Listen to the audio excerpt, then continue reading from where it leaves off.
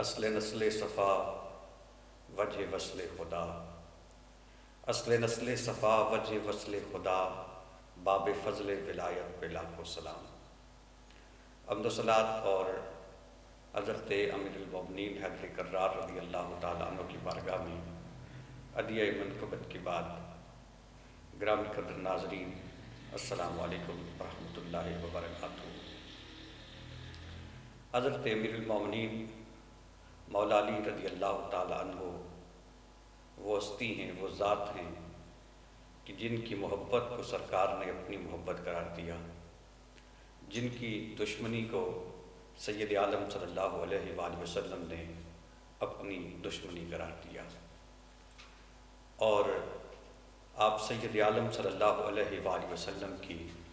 محبوب ترین شخصیات میں سے ایک شخصیت ہیں۔ آپ کی عظمت کو، آپ کی فضیلت کو نبی رحمت صلی اللہ علیہ وآلہ وسلم نے احادیث طیبہ میں بیان فرمایا، اور جتنی احادیث حضرت مولا علی رضی اللہ تعالی عنہ کے فضائل میں وارد ہوئیں، اتنی کسی دوسری شخصیت، کسی دوسرے صحابی کے بارے میں وارد نہیں ہوئی۔ حضرت مولا کائنات رضی اللہ تعالی عنہ کی شخصیت کے کئی پہلو ہیں، اور آپ کی شخصیت کے جس پہلو کو دیکھا جائے آپ بے مثل اور ممتاز نظر آتے ہیں۔ آپ کی شجاعت کو دیکھیے، آپ کے تقوی کو دیکھیے، آپ کے فقر کو دیکھیے، آپ کی زہد کو دیکھیے، آپ کی عجز اور انکساری کو دیکھیے، آپ کے علم کو دیکھیے۔ جس اعتبار سے بھی حضرت مولا علی رضی اللہ تعالیٰ عنہ کی شخصیت کو دیکھا جائے آپ عظیم نظر آتے ہیں اور بے مثال نظر آتے ہیں۔ جو حدیث پاک میں نے سنانے کا شرف حاصل کیا، اس میں سید عالم صلی اللہ علیہ وآلہ وسلم نے ارشاد فرمایا، انا مدینۃ العلم وعلی بابھا، کہ میں علم کا شہر ہوں اور علی اس شہر کا دروازہ ہے۔ اور حضرت مولا علی رضی اللہ تعالیٰ عنہ کے بارے میں سرکار نے ایک دوسرے مقام پر ارشاد فرمایا کہ علی اس امت کے سب سے بڑے قاضی ہیں۔ اور حضرت عمر فاروق رضی اللہ تعالیٰ عنہ کے زمانے میں بھی جب کوئی ایسا معاملہ پیش آتا کہ جب کسی مقدمے کا فیصلہ کرنا مشکل ہو جاتا تو حضرت مولا علی رضی اللہ تعالیٰ عنہ سے رجوع کیا جاتا، اور حضرت مولا علی رضی اللہ تعالیٰ عنہ اس معاملے میں رہنمائی فرمایا کرتے۔ اور پھر حضرت مولا علی رضی اللہ تعالیٰ عنہ کے بارے میں اکابر صحابہ سے ہمیں یہ رہنمائی ملتی ہے، ان کے اقوال ملتے ہیں کہ وہ حضرت مولا علی رضی اللہ تعالیٰ عنہ کے علمی مقام کے معترف ہیں، اور حضرت مولا علی رضی اللہ تعالیٰ عنہ کی قابلیت کی تعریف کرتے ہوئے نظر آتے ہیں۔ عظیم المرتبت صحابی حضرت سیدنا ابو درداء رضی اللہ تعالیٰ عنہ نے ایک موقع پہ ارشاد فرمایا کہ عالم تین ہیں، ایک شام میں ہے، ایک کوفہ میں ہے، اور ایک مدینہ میں ہے۔ شام میں آپ خود تھے، کوفہ میں حضرت سیدنا عبداللہ ابن مسعود رضی اللہ تعالیٰ عنہ تھے، اور مدینہ میں حضرت مولا کائنات حضرت مولا علی رضی اللہ تعالیٰ عنہ تھے۔ حضرت ابو درداء رضی اللہ تعالیٰ عنہ نے ارشاد فرمایا کہ عالم تین ہیں، ایک شام میں ہے، ایک کوفہ میں ہے، ایک مدینہ میں ہے، لیکن ہر ایک کے علم کی ایک حد ہے، اور جب بات اس حد سے آگے بڑھتی ہے تو اسے کسی دوسرے سے رجوع کرنا پڑتا ہے۔ آپ نے فرمایا کہ چونکہ شام میں آپ خود تھے تو آپ نے فرمایا کہ شام والے کی ایک حد ہے، جب بات اس کی حد سے آگے بڑھتی ہے تو وہ کوفہ والے سے رجوع کرتا ہے، اور جو کوفہ میں ہے اس کے علم کی بھی ایک حد ہے، جب بات اس سے آگے بڑھتی ہے تو وہ مدینہ والے سے رجوع کرتا ہے، اور جو مدینہ والا ہے اس سے کسی سے رجوع کرنے کی ضرورت نہیں پڑتی۔ اس قول سے یہ پتہ چلتا ہے کہ حضرت سیدنا ابو درداء رضی اللہ تعالیٰ عنہ یہ فرماتے ہیں کہ ان کے علم کی ایک حد ہے، جب بات اس سے آگے بڑھتی تو وہ حضرت عبداللہ ابن مسعود رضی اللہ تعالیٰ عنہ سے رہنمائی حاصل کیا کرتے، اور حضرت عبداللہ ابن مسعود رضی اللہ تعالیٰ عنہ ایک بڑے عالم تھے، سرکار کی حدیث کو جاننے والے تھے، اور صحابہ ان سے رہنمائی حاصل کیا کرتے تھے، لیکن ان کے علم کی بھی ایک حد تھی، اور جب بات اس حد سے آگے بڑھتی تو وہ حضرت مولا علی رضی اللہ تعالیٰ عنہ سے رجوع کرتے، ان سے رہنمائی حاصل کیا کرتے۔ اور حضرت مولا کائنات حضرت مولا علی رضی اللہ تعالیٰ عنہ، چونکہ آپ کی شان یہ ہے کہ آپ شہر علم کے دروازہ ہیں، باب مدینۃ العلم ہیں،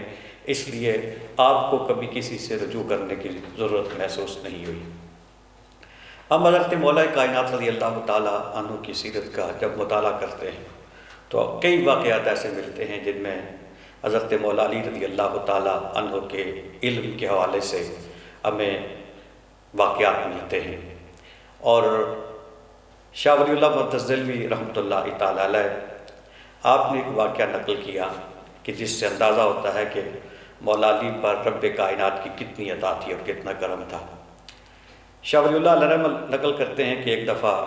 حضرت مولا کائنات مولا علی رضی اللہ تعالیٰ عنہ کی بارگاہ میں ایک شخص نے ایک مقدمہ پیش کیا۔ اس نے کہا کہ میں اور میرا ساتھی دونوں سفر پر تھے اور ہم ایک جگہ کھانا کھانے کے لیے رکے۔ جب ہم کھانا کھانے کے لیے رکے تو ہمارے پاس کل 8 روٹیاں تھیں، 5 روٹیاں میرے پاس تھیں اور 3 روٹیاں یہ جو میرا ساتھی ہے اس کے پاس تھیں۔ اور جب ہم کھانا کھانے لگے تو وہاں پر ایک اور شخص بھی وہاں پہ آیا، تو ہم نے اس کو بھی دعوت دی کہ ہمارے ساتھ کھانے میں شریک ہو جاؤ۔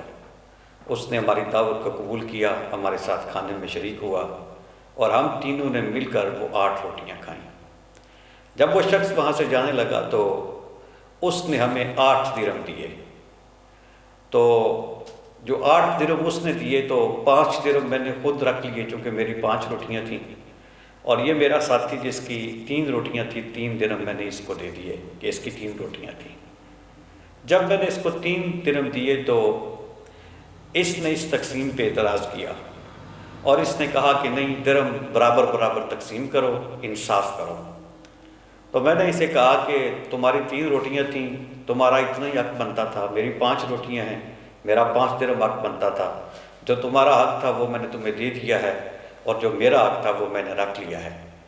لیکن یہ اس تقسیم پہ راضی نہ ہوا، اس نے کہا کہ امیر المومنین کے پاس چلو اور ان سے فیصلہ کرواؤ۔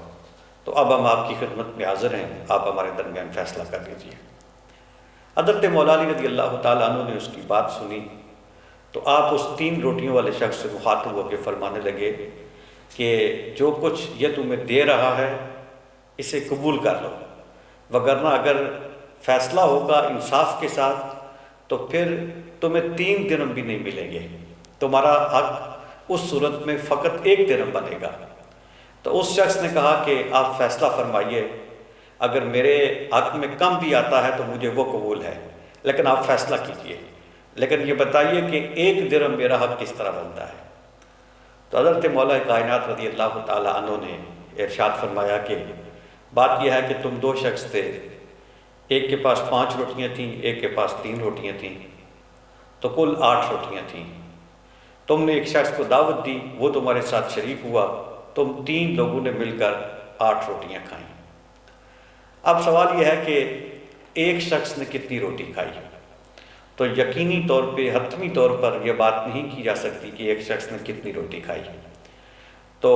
اب ہم فرض کرتے ہیں فیصلہ کرنے کے لیے کہ سب نے برابر برابر روٹیاں کھائیں، لیکن یہ جو 8 کا عدد ہے یہ 3 پہ پورا پورا تقسیم نہیں ہوتا، تو اس لیے ہم ہر روٹی کے 3 ٹکڑے کرتے ہیں،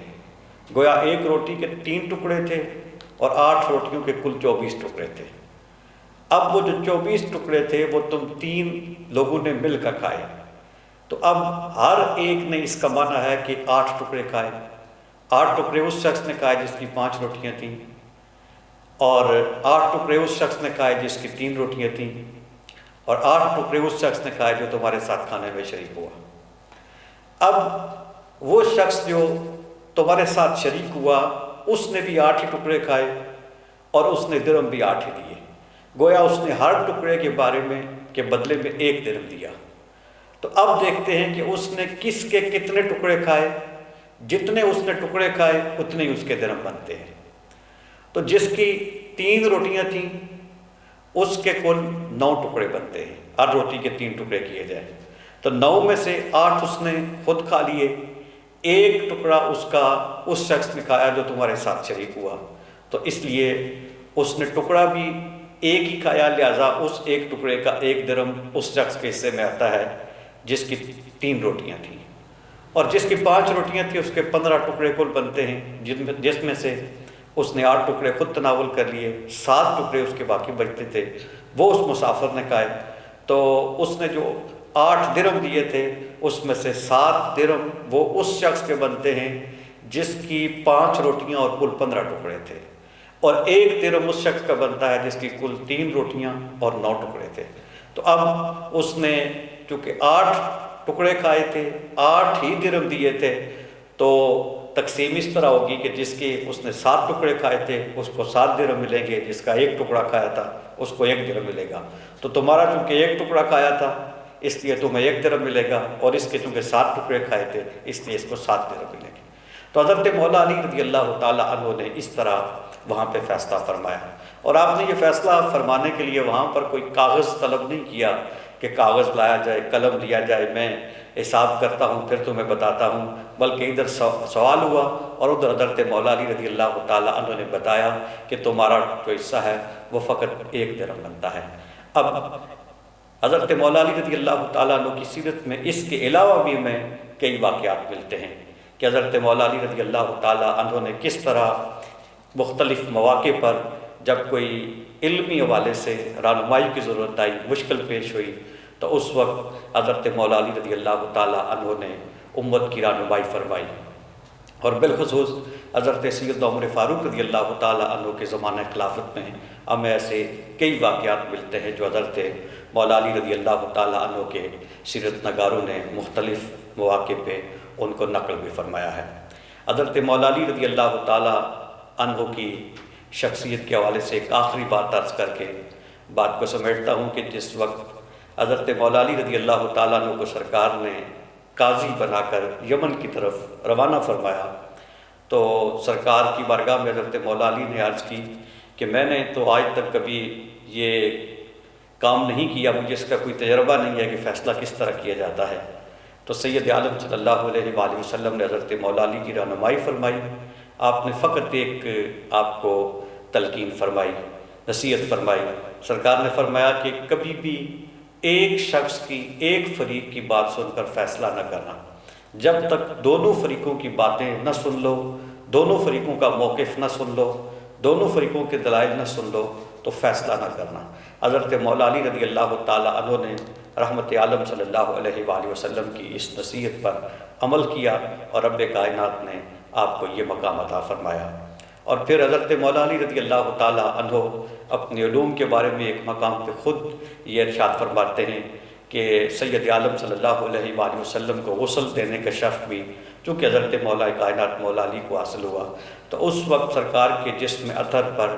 ایک پانی کا قطرہ تھا جو حضرت مولا علی نے چوس دیا تھا۔ تو مولا کائنات حضرت مولا علی فرماتے ہیں کہ میں نے وہ قطرہ چوسا تو یوں محسوس ہوا کہ رب کائنات نے مجھے علوم عطا فرما دیے۔ تو حضرت مولا علی رضی اللہ تعالیٰ عنہ کے علم کو خراج عقیدت پیش کرتے ہوئے اعلیٰ حضرت امام اہل سنت امام احمد رضا خان فاضل بریلوی رحمۃ اللہ تعالیٰ علیہ آپ